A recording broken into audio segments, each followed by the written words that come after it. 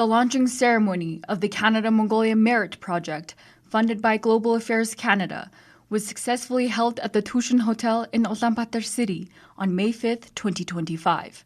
The Canada-Mongolia Merit Project, implemented by Catalyst Plus, outlines a series of specific and practical actions aimed at strengthening the government's capacity to ensure a merit-based civil service with a strong emphasis on inclusion, human rights, and ethics. These actions build upon the achievements of the first Merit Project, an 8-year governance initiative, as well as the UNDP's Towards a Professional and Citizen-Centered Civil Service project.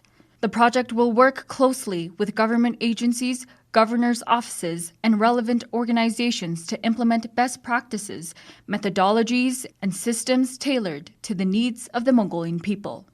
A not-for-profit economic development organization. And we've been working in Mongolia since 2016 until 2024, implementing the first Merit Project. The first Merit Project focused on governance around responsible mining practice. This second Merit Project is focused on the civil service reform and supporting the key institutions, the Civil Service Council, the Cabinet Secretariat, the Human Rights Commission, the National Committee on Gender Equality, and the National Academy of Governance in implementing and enforcing the civil service law and the law on ethics. We'll be implementing the project in 4 provinces, and we're talking to the governors now to determine which provinces to implement in.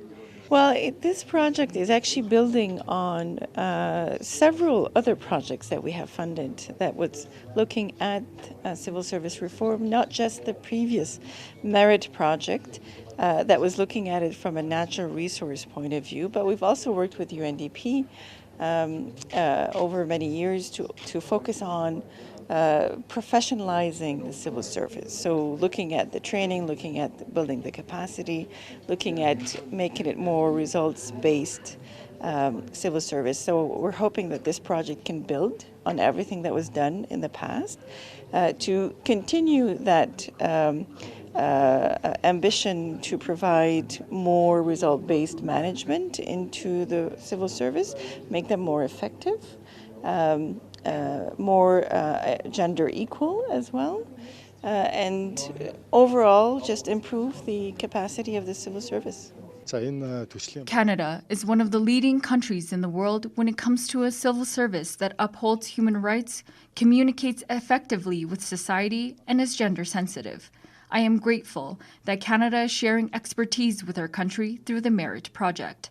This is noteworthy because it contributes to the regional development of Mongolia.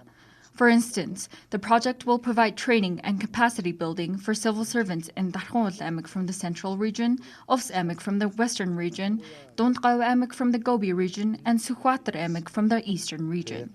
I believe the previous 8-year Merit Project stood out from other initiatives aimed at improving the knowledge and skills of public servants.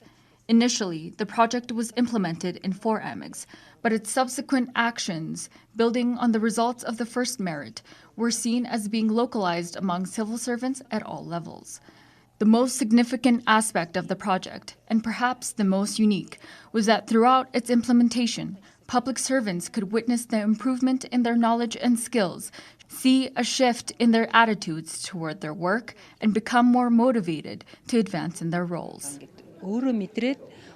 The project leverages the expertise of Canadian technical advisors, Merit staff, local consultants, and champions within the civil service at the central and local levels.